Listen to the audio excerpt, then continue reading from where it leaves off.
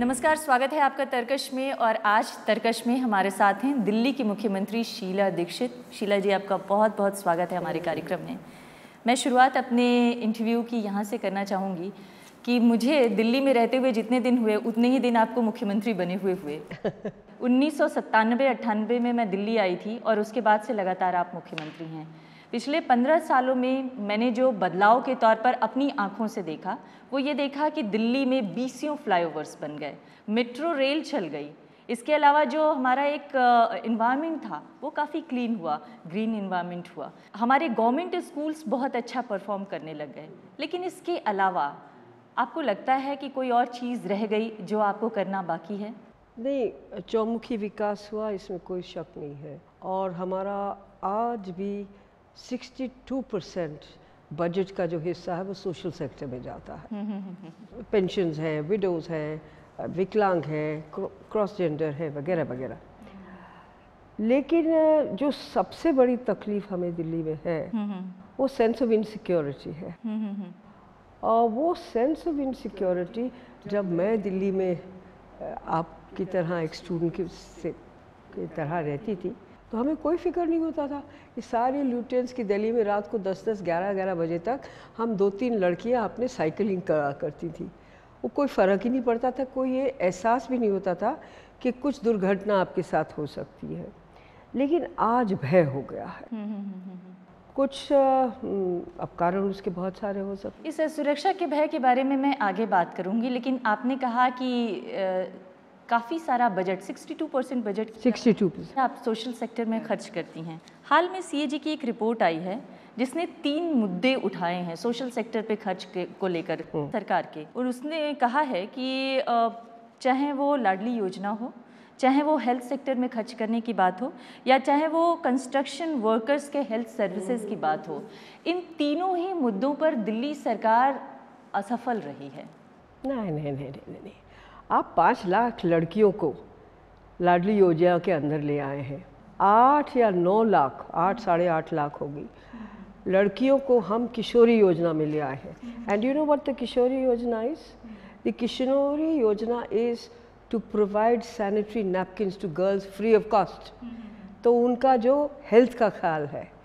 और चाचा नेहरू है, कौन लोग हैं जो ये कहते हैं, अगर जो उनको ये शिकायत है कि उनको नहीं मिला है या उस श्रेणी में नहीं आते हैं, तो मैं उनसे यही रिक्वेस्ट करूँगी कि प्लीज़ जाइएगा और इसको देखिएगा कि लाडली योजना में आपको क्यों नहीं मिल रहा। तो ये वैसे कहने के लिए कुछ भी 2 जने कह दे तो इसका ये नहीं। एक उदाहरण मैं आपको सीएजी की रिपोर्ट से ही देना चाहूँगी। सीएजी की रिपोर्ट कहती है कि अगर सेंसस को देखें 2001 के सेंसस को, तो 3,52,830 ऐसे लोग हैं जो कि कंस्ट्रक्शन वर्कर्स हैं यहाँ पर। हाँ। और जो लाभ मिल रहा है, ये जो सुरक्षा लाभ जो है, हेल्थ सुरक्षा लाभ, वो 87,273 वर्कर्स को मिल पा रहा है। नहीं, ये हो सकता है। देखिए, डिफरेंसेस इतने हो सकते हैं। दूसरा, मैं आपको कंस्ट्रक्शन लेबर्स की और बात बता दूं। कंस्ट्रक्शन लेबर्स यहाँ आते भी हैं, रुक जाते हैं, कई ऐसे हैं जो चले भी जाते हैं। कुछ ऐसे कंस्ट्रक्शन लेबर्स भी हैं जो आसपास के हमारे स्टेट से आते हैं, नोएडा से आते हैं, गुड़गांव से आते हैं, मेरठ से आते हैं, बुलंदशहर से आते हैं, करनाल से आते हैं। तो दिल्ली एक सीमित किसी के लिए नहीं है। और कौन यहाँ पर रहता है, कौन यहाँ का बाशिंदा है, इस परिभाषा में यदि वो नहीं आते हैं तो भले ही वो कंस्ट्रक्शन लेबर हों या कोई और चीज़ करते हो, तो शायद उन्हें वो उपलब्ध नहीं हो पाता है वो। जी, तो आप ये कह रही हैं कि आपकी जो सोशल सेक्टर में योजनाएं चल रही हैं वो सफलतापूर्वक चल रही हैं? आई वुडंट से सफलतापूर्वक है। में कमियां खामियां हो सकती हैं, हमें कोई बताए कि कमियां खामियां हैं। हम ये नहीं है कि संतुष्ट बैठे हैं कि भैया अब सब कुछ हो गया, दिल्ली में मेट्रो बन गई, सीएनजी आ गई, हरियाली हो गई, वगैरह सब हो गया। ऐसा नहीं है। और जिस दिन हम ये समझें कि हम संतोष हो गए हैं और अब हमें काम करने की ज़रूरत नहीं, तो हमारा अधिकार इस जगह पर रहने का। चलिए, सीएजी की रिपोर्ट को हम छोड़ भी दें। लोकायुक्त की रिपोर्ट अभी हाल ही में इसी हफ्ते आई है। लोकायुक्त की रिपोर्ट कहती है कि ये जो पब्लिक मनी है इसका इस्तेमाल आपने पॉलिटिकल कैंपेन के लिए किया, और इसे यहाँ तक कि ये भी कहा गया है कि इसे वापस लिए जाना चाहिए। लोकायुक्त है, इसलिए टिप्पणी करनी चाहिए नहीं करनी, बल्कि मैं साफ बताना चाहती हूँ। अब मैं उनको जवाब दे रही हूँ, उनका पहले वो आ तो जाए कि क्या ऑर्डर। एक तो 5 साल बाद का ऑर्डर है, ये जो किस्सा है 2007 या 8 का कह रहे हैं। 8 का। दूसरा मैं ये पूछना चाहती हूँ उनसे, सरकारें कौन सी ऐसी हैं हिंदुस्तान में, केंद्र से लेकर कोई भी छोटी से बड़ी सरकार, जो अपने पॉलिसीज़ को नहीं प्रचार करती है। हम कहते हैं कि भैया ये पेंशन हम दे रहे हैं, या हम कहते हैं ये हॉस्पिटल में चले जाइए आपको ये सुविधा मिल जाएगी, स्कूल में आप दाखिला, तो ये सब प्रचार करने के बाद ही होगा ना। तीसरा ये है कि क्या उन्होंने ये कहा कि उसको जोड़ा कि फिर जब इलेक्शन का वक्त आया तो वो उसी तरह से उसकी लय में चलते गए। जब इलेक्शन का वक्त आया, कोड ऑफ कंडक्ट जब हो गया तो पार्टी ने खर्च किया ना, गवर्नमेंट ने तो एक पैसा नहीं। कोई एक अफसर आपको एक ढेला नहीं देगा क्योंकि वो पकड़ा जाएगा। इलेक्शन कमीशन है, एकदम हमें रोकती कि आप कैसे बना रहे हैं। और कहीं हमने सरकारी जो हमने प्रचार किया उसमें कहीं कांग्रेस के हाथ का निशान दिखाई दिया आपको कहीं?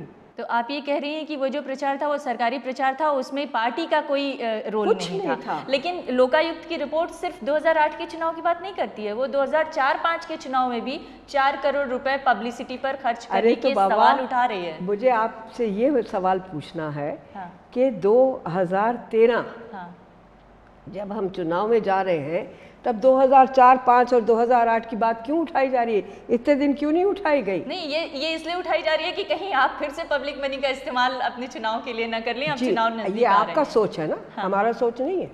अगर जो इनको करना ही था, इलेक्शन कमीशन को कहते हैं कि इनको पकड़िए। इलेक्शन कमीशन हमको रोकता है कि आप ये गाड़ी नहीं चलाएंगे, आप 5 गाड़ी से ज़्यादा नहीं करेंगे, आप ऐसा प्रचार नहीं करेंगे, आप पोस्टर्स नहीं लगाएंगे। वो जब इलेक्शन कोड ऑफ कंडक्ट आता है मैडम, तब आप करिएगा। ये नहीं कि जब आपका, क्या मुझे शक नहीं होता है कि क्योंकि अब फिर चुनाव आ रहा है, इस वक्त इनको सबको याद आ रहा है, ये मोटिवेटेड लगता है, पॉलिटिकली मोटिवेटेड, और इसको हम जवाब देंगे, देखेंगे फिर क्या करते हैं। जी, लेकिन लोकायुक्त ने ये भी कहा है कि 11 करोड़ रुपए वापस भी लिए जाने चाहिए आपसे या पार्टी से। अरे क्या होगा उसका? किस बुनियाद पे वो 11 करोड़ पे पहुँचे?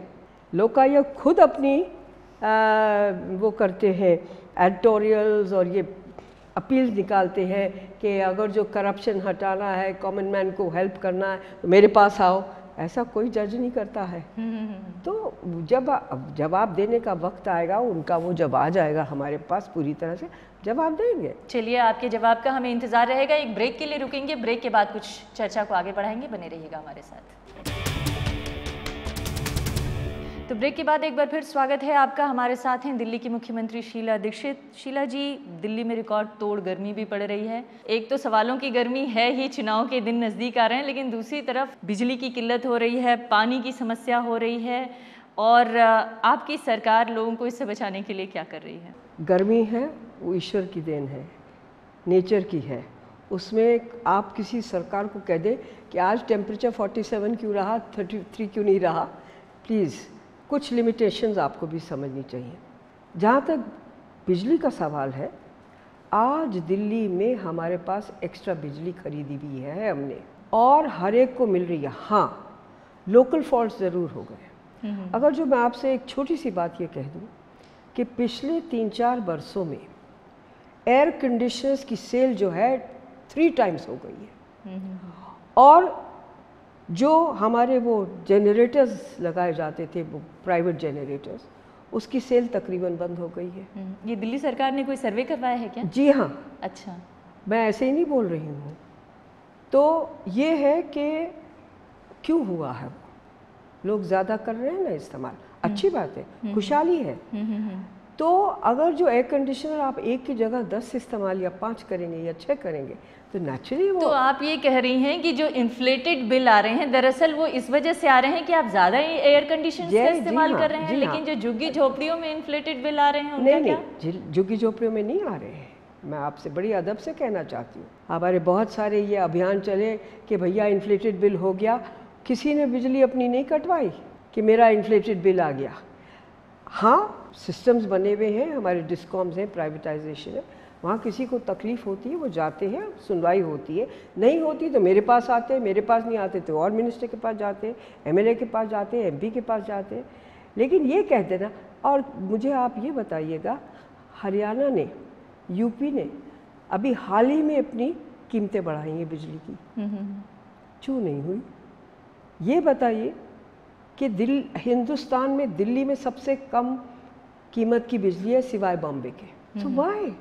फ्यूल प्राइसेस हाई हो गए, गैस प्राइसेस हाई हो गए, हर चीज़ में हाई हो गए। तो अगर जो 2%, 3%, 4% आप बिजली का हर साल करते हैं, और वो हम नहीं करते, वो DERC है, दिल्ली इलेक्ट्रिकल रेगुलेटरी कमीशन, वो सबको सुनती है और अब फैसले पर आ जाती है। लेकिन आपके ऊपर बार बार यही एलिगेशन लगाए जाते हैं कि आपने बिजली की सुविधा को बढ़ाया ज़रूर, लेकिन ये जो डिस्कॉम कंपनियां हैं इसका ज़्यादातर फ़ायदा वो लोग उठा के ले जा रही हैं। दिल्ली में बिजली है, सब तरह की है।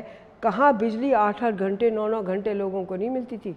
मैं खुद अपने घर के बाहर रात को 2-2 ढाई घंटे बैठी हूँ, क्योंकि अंदर घुटन हो रही थी, यही महीने होते थे। आज बिजली कोई ऐसा नहीं कह सकता है, नहीं तो अखबार वाले तो बिल्कुल। हाँ, पिछले साल का उदाहरण याद होगा जब पूरा पावर ग्रिड फेल हो गया था और तब सवाल ये उठाए गए थे कि हुआ था। हाँ, पावर ग्रिड नॉर्दर्न इंडिया का हुआ था मैडम, लेकिन तो तब दिल्ली में दिल्ली की मुख्यमंत्री या दिल्ली के शासन की नहीं, मैं ये सवाल पूछना चाहती हूँ कि वैसी इमरजेंसी सिचुएशन के लिए दिल्ली में क्या व्यवस्था है? दिल्ली में कोई व्यवस्था नहीं हो सकती है। हमें जो बिजली सारे देश भर में होती जाती है, अगर जो छत्तीसगढ़ में बिजली पैदा होती है वहाँ से भी हम खरीदते हैं। वो नेशनल ग्रिड है एक, जिसको जहाँ ज़रूरत होती है वो खरीदता है। क्या हम दिल्ली में कोई रिन्यूएबल एनर्जी के विकल्प के तौर पे रिन्यूएबल एनर्जी कर रहे हैं? हमारे डिस्कॉम्स बहुत सारी कर रहे हैं रिन्यूएबल, यानी नेचुरल एनर्जी जो धूप से बने। हमारे अपना बवाना का प्लांट 1500 मेगावाट्स का है। गैस नहीं मिल पा रही है हमें, तो गैस नहीं मिल पा रही तो हम केवल 350 मेगावाट्स करें। उसके बावजूद I would like to tell you and all the citizens of Delhi that there is no shortage of power. Yes, local faults ज़रूर हो जाते हैं। ट्रांसफार्मर किसी का जल गया, कभी लाइन जल गई, ये होते बिकॉज प्रेशर बहुत हो जाता है। जी, तो आप ये कह रही हैं कि दरअसल दिल्ली में लोगों को बिजली ज़्यादा मुहैया हो रही है और जो अगर ज़्यादा बिल आ रहे हैं तो वो इस वजह से क्योंकि वो ज़्यादा इस्तेमाल कर रहे हैं। चलिए बिजली से आगे बढ़ जाते हैं, पानी की बात करते हैं। 2012 में जब पानी की किल्लत हुई थी तो आपने हरियाणा के बारे में कहा था कि हरियाणा हमें पानी नहीं दे रहा है। ये बात सही है कि हम पानी के लिए दूसरे राज्यों पर निर्भर हैं, लेकिन जो वाटर ट्रीटमेंट के ज़रिए, यमुना की सफाई के ज़रिए जो हम अपने पानी का बेहतर इस्तेमाल कर सकते थे, उसके बारे में दिल्ली सरकार ने क्या किया? हमारी उसमें कमज़ोरी कह दीजिए या मुश्किल कह दीजिए और उपलब्धि भी कहिए। 680 मिलियन गैलन्स प्रोड्यूस होता था, आज वो 890 मिलियन गैलन्स हो गया है। 5 लाख लोग दिल्ली में आते हैं हर साल। सबसे पहली उनकी ज़रूरत क्या होती है? पानी। हाँ, पाइपलाइंस दिल्ली में कई बहुत पुराने हैं, कुछ नए भी हैं, लीकेजेस भी हैं। लेकिन मैं इतना आपसे कह देना चाहती हूँ और हिम्मत करके कह रही हूँ कि कहाँ हम जिस वक्त हम आए थे 1 करोड़ 15 लाख 20 लाख को पानी उपलब्ध कर, आज 1 करोड़ 70 लाख को कर रहे हैं। तो मैं आपसे 17 लाख को, तो मैं ये कहना चाहती हूँ कि डिमांड बढ़ रही है और बढ़नी चाहिए। What we are trying to do now is कि उसका रैशनलाइजेशन हो, जहाँ ज़्यादा पानी है वहाँ लीकेजेस कम हो। सबसे बड़ी चीज़ जो हमारी है, पुरानी लाइनें हैं, उन लीकेजेस को करा। और तो लीकेजेस को कम करने के लिए क्या किया गया? क्योंकि एक आंकड़ा ये बताता है कि दिल्ली में 24.8% हाउस होल्ड्स ऐसे हैं जो कि टैंकर के पानी पर रहने के लिए मजबूर हैं। 24.8 का मतलब तकरीबन 1/4 आबादी हो गई ना। अब I don't know whether it is 24 और what it is, but yes tanker से मिलता है, ये सही बात है, क्योंकि पानी हम पहुंचा ही नहीं सकते। अंडरग्राउंड वाटर जो है जिससे हम निकाल पाते थे पहले, वो भी अब ख़त्म हो गया है। It's in a very dangerous situation, तो उस पर भी नहीं हम वाटर अपना सप्लीमेंट कर सकते हैं। हरियाणा से हमारा अभी तक चल रहा है, हालांकि चीफ मिनिस्टर ने अभी हाल में कहा कि वो मदद करेंगे। सोनिया ट्रीटमेंट प्लांट हमने लगाया, वो कुछ बरस तो ऐसा लगा ठीक हो जाएगा, लेकिन अब वो भी कम पड़ने लग गया है। तो वाटर एक ऐसी चीज़ है, ऐसी बुनियादी ज़रूरत है जिस पर हमें और तवज्जो देना पड़ेगा। मैं इतना ही कह सकती हूँ, we can't do it overnight, बहुत सारी प्रॉब्लम्स हैं।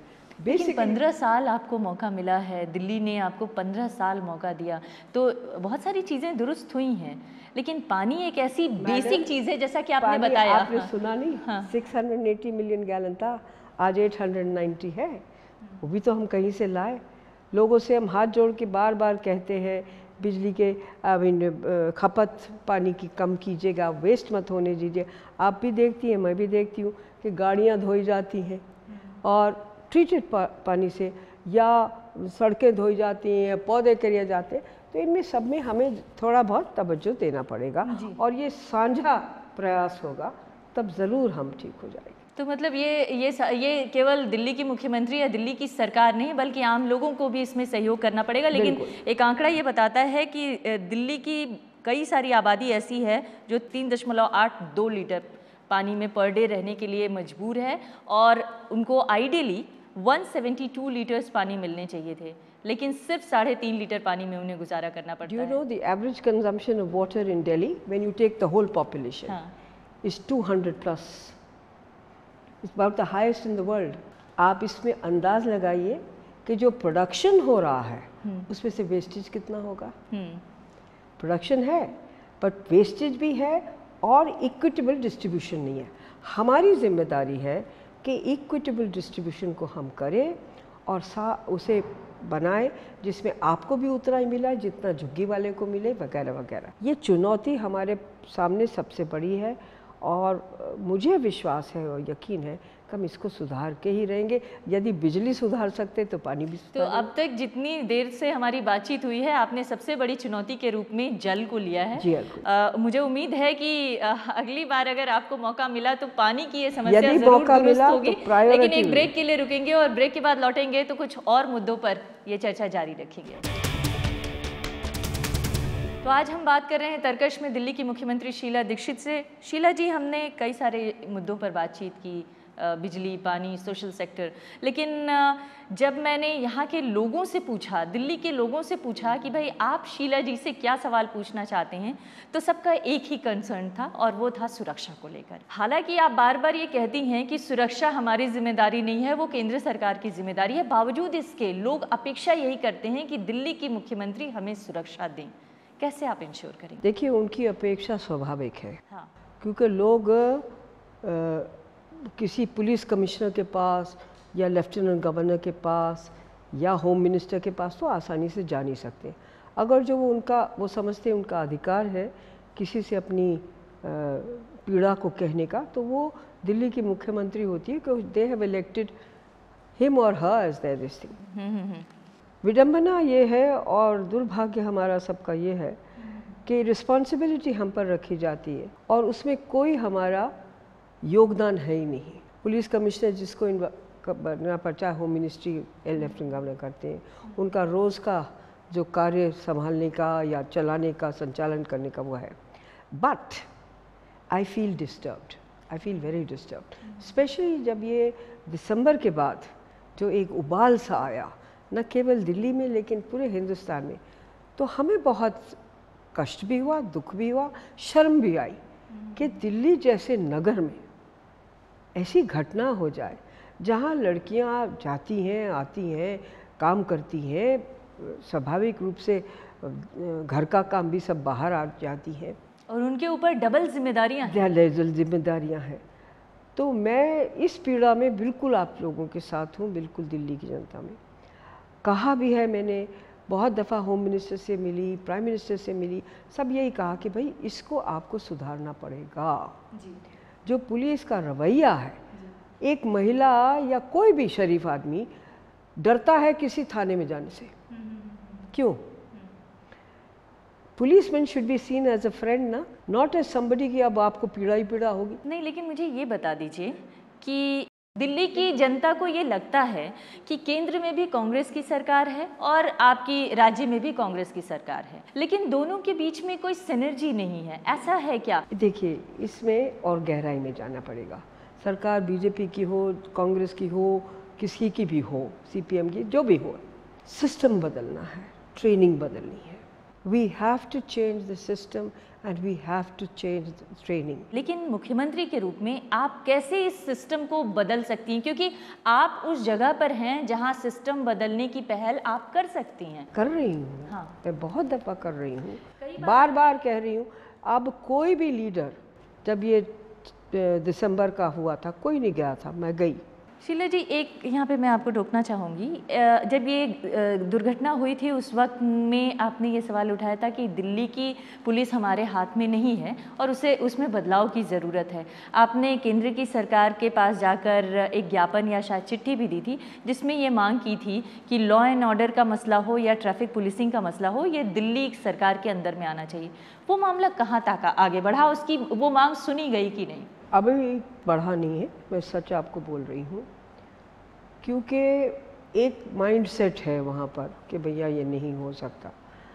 मैं आपसे, अपने से भी, उनसे भी ये सवाल पूछती हूँ कि कोई मकान बन रहा है, वो गलत बन रहा है, रूल्स एंड लॉज को नहीं फॉलो कर रहा है, उसको सुधारना म्यूनिसिपैलिटीज़ का काम है, उसमें पुलिस भी पहुँच जाती है। क्यों भाई?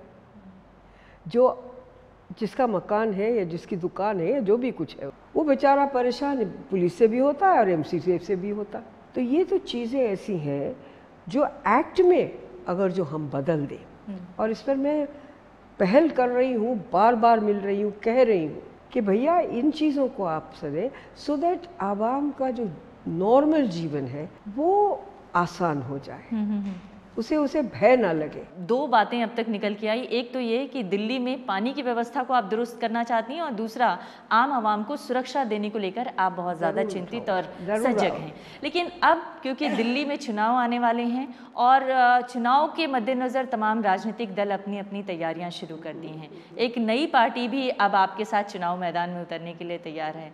क्या आप उसे अपनी शुभकामनाएं देना चाहेंगी या उससे लड़ाई के लिए आपको नए सिरे से तैयार होना पड़ेगा? मेरे पास आए थे, 3 दफ़ा आ चुके हैं, कभी 50 लोग, कभी 25 लोग, कभी 70 लोग, जो उन्होंने बहुत सारे बिल सिग्नेचर्स दिए ना, 7-10 लोग, 7 लाख या जितने भी थे, 10 उन्होंने कहा, निकले 7, वो हमने DERC को भेज दिए क्योंकि भाई ये राय है। और आप यकीन मानिए कि हमने जो वो पर्चे देखे, तो अगर जो सुशीला कुमार यहाँ सिग्नेचर लगा हुआ तो उसी कागज़ में आनंद सेठ दूसरी जगह लगा हुआ है। आधे जेन्युइन, आधे रियल। वो गए थे, बिजली काट दी सब जगह, कई जगह। क्या हुआ? वो लोगों ने कहा बाबा बख्शो, हमारी बिजली हमें ज़्यादा ज़रूरी है। क्यों? क्या? तो मेरा पॉइंट सिर्फ ये है मैडम कि ये प्रजातंत्र है, बने जितनी पार्टीज बने, उनका मुकाबला हमारा काम है, हम करेंगे। जी, पिछले दफ़ा चुनाव में ये देखने को मिला कि बीएसपी ने बहुत अच्छा प्रदर्शन किया। तो क्या आपको लगता है कि जिस तरह से 2004 में, 2008 में बीएसपी ने अपने वोट परसेंटेज बढ़ाने में तरक्की दिखाई, वो इस बार कुछ और अपना बेस बढ़ा सकती है और वो आपके लिए कहीं थ्रेट बन सकती है? ये एक अंदाज़ा है, लेकिन भय नहीं है। तो आपकी ताकत क्या है फिर? हमारी ताकत जो हमने पिछले 14 वर्षों में किया है, वो सारा सबूत है, वो देखने को मिलता है। मुझे कहने की ज़रूरत नहीं है, किसी को कहने की ज़रूरत नहीं है। अच्छा लगेगा लोगों को और लगेगा कि इसको करना है तो वो ये करेंगे, फैसला लोग करेंगे। बीएसपी हो या आप पार्टी हो या कोई और पार्टी हो, अगर जो वो सक्षम जनता को दिखाई देगी कि हाँ भाई ये तो सरकार बहुत अच्छी चला सकती है, तो वैसा फैसला लेगी। जी, पिछले दिनों में ये भी देखने को मिला है कि जो मध्य वर्ग या निम्न वर्ग के लोग हैं, उनके वोट परसेंटेज के बजाय मध्य वर्ग के वोट परसेंटेज पे ज़्यादा जोर दिया गया है और मध्य वर्ग ज़्यादा निकल कर भी आया है वोट देने के लिए। क्या इस बार आप लोगों का चुनाव में फोकस मध्य वर्ग पे ज़्यादा रहने वाला है? क्योंकि पिछली बार 41% मध्यवर्गीय लोगों ने आपको वोट दिया था कांग्रेस पार्टी को। किसी भी पॉलिटिकल पार्टी के लिए, चाहे वो महलों में रहने वाला हो, चाहे वो झुग्गी में रहने वाला हो, ये हमारा फोकस हर एक के लिए है। मेट्रो में 24 लाख लोग आज चलते हैं, वो मध्य वर्ग के ही है। बहुत ज़्यादा जो बेचारा गरीब है वो शायद नहीं चलता। 45 लाख लोग आपके बसों में चलते हैं और पता नहीं गाड़ियाँ तो दिल्ली में सारे हिंदुस्तान के किसी शहर से मुकाबले में दुगनी तिगनी चौगनी है। तो वो संपन्नता की भी है। आज मैडम मैं आपको बता रही हूँ कि द लेटेस्ट जो सर्वे इकोनॉमिक निकला है उसमें दिल्ली के प्रति व्यक्ति की आय कमाई जो है वो 2 लाख से ऊपर है, highest in the country. We are happy. 15 साल हो गए आपको सरकार चलाते हुए, अब यहाँ से शीला दीक्षित क्या एस्पायर करती हैं अपने लिए? दिल्ली में कोई ऐसी चीज़ आपको लगती है कि बस सब अब करने की कोई ज़रूरत नहीं है? दिल्ली में निरंतर होता है। कॉलेजेस की और ज़रूरत है, मॉडर्नाइजेशन की और ज़रूरत है, क्लिनलीनेस की और ज़रूरत है, वाटर ठीक करना है, और तो कोई काम में कमी नहीं है। एक परिवार का जैसे काम चलता रहता है, चुनौती बदल सकती है। आप 3 दौर में मुख्यमंत्री रहने के बाद क्या केंद्र में अपने लिए कोई नई भूमिका सोचती हैं? इस वक्त मेरा अगर जो कोई लक्ष्य है तो वो हमारे नवंबर का चुनाव जो असेंबली का होना है, पहली इसकी जिम्मेदारी हम पूरे करेंगे, उसके बाद में देखा जाएगा। चलिए, हमारी बहुत बहुत शुभकामनाएं नवंबर के इलेक्शन के लिए। मुझे उम्मीद है कि आप एक बार फिर अपनी योग्यता साबित करेंगी और दिल्ली में जो आपने पिछले 15 सालों के दौरान अच्छा काम किया है, हो सकता है कि लोग अपने अपने नज़रिए से इसे तौलें और अपने नज़रिए से आपको परखें और वोट दें। बहुत बहुत शुभकामनाएं और बहुत बहुत शुक्रिया। Thank you for your good wishes. Thank you. तो ये थी दिल्ली की मुख्यमंत्री शीला दीक्षित हमारे साथ आज तर्कश में। तर्कश में फिलहाल इतना ही। नमस्कार।